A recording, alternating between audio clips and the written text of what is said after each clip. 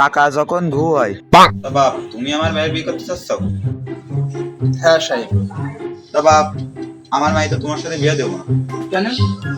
কারণ তুমি হইলো গরিব, আর আমার মায়ের আমি কোনো গরিব জায়গায় বিয়ে দিতে চাই না।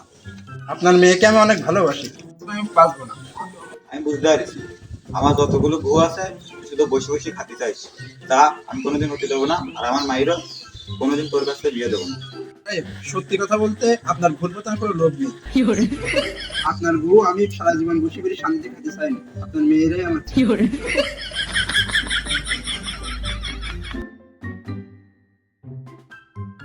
বাপ, তোমার আগের থেকে কইছিলাম এর তোমার গুরুগতি কোনো লোক নেই।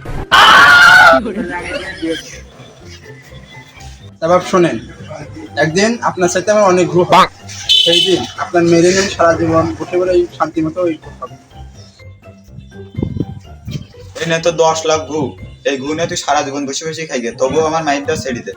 আমি আপনার প্রথমে বলেছি আপনার ভুল বোঝার কোনো লোভ নেই। এখন যাচ্ছি বিয়ে করতে। যা যা যা, তোর মতন কত পাপি ডাকলাম, আমার উপরে তোর ঘু হবে না। যা, এই বাংলাদেশে আমার উপরে কোনো কারোর ঘু নেই, আমার ঘু একদম ব্রাজিলের পতাকা ঘু।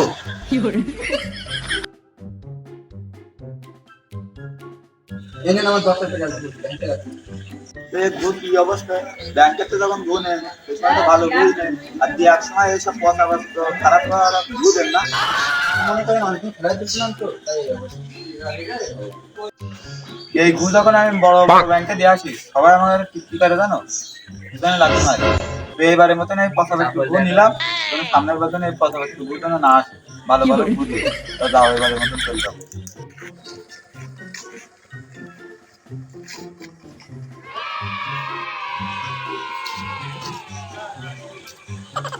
আরে বন্ধু, তোর না আজকে জন্মদিন, এখনো ট্রিটমেন্ট দিবি না? বন্ধু, আমি যে ট্রিট নেবো আমার কাছে তো কোনো ঘুম নেই। বন্ধু, তোর আজকে জন্মদিন, তুই একটা ট্রিটমেন্ট দিবি। আজকে তোর কাছে ঘু নেই, তাই ট্রিটমেন্ট দিবি না। তোর কাছে যেটুকানি ঘু আছে ওইটুকানি আমার দিয়ে আমার তো খাইতে ঘু। এটা তো ভালো ভিডিও করেনি। বন্ধু, তোর কাছে যখন ঘু নেই, আমার কাছে আর 1,000 ঘু হাল্লা দিতে হবে না। আমার ঘুইতে যখন আমার খাবি, তাহলে থাক, আর খাওয়াতে হবে না। চল বাড়ি যাও।